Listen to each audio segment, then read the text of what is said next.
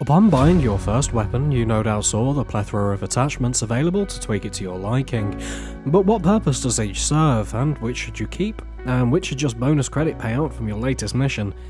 In this video, I'll cover everything you need to know about weapon attachments. Now, as a caveat, I won't include anything not currently available in the PU, even if it used to be, or is available only in Star Marine. That all said, on with the intro. Quantum trap initiated.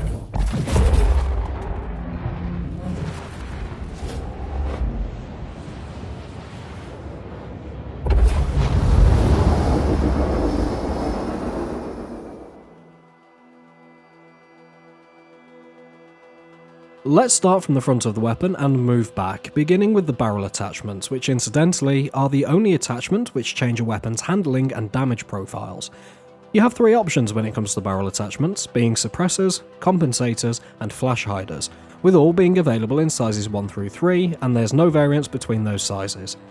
Suppressors take the typical video game approach here, reducing your weapon's noise radius by 95%, but at the cost of 8% of your damage. As a note, all weapons have a 50 meter noise radius at the time of writing, so silencers on snipers are mostly pointless, assuming you're using them right.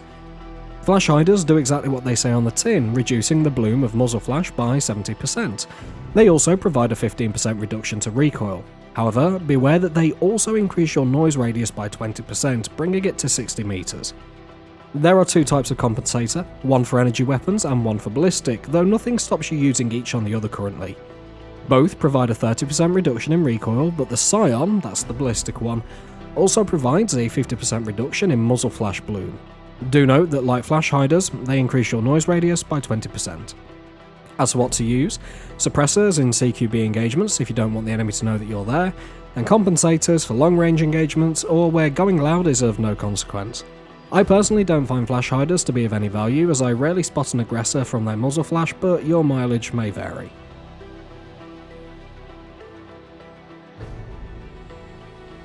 There's not really much to say in this category. You have two choices for the underbarrel attachment, being a torch or a laser sight.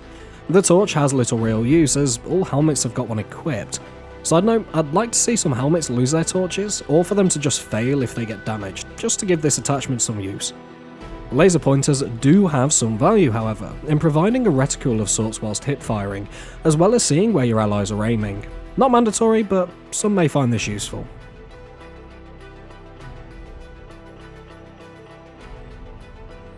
Finally, we come on to sights. This is a bit more expansive, so I'll go through these by size category. Starting off in size 1, you have two options, being the red dot and holographic. The red dot is only available with 1x zoom, whereas the holographic can be had in a 1x, 2x or 3x configuration. If you don't want the zoom, there's really no difference between these beyond personal preference. Moving on to size 2, there are only two options currently in game, and both of these are 4x scopes. There's no difference between these, although the OT4-RF comes standard with the S71, whereas the TOW is loot only.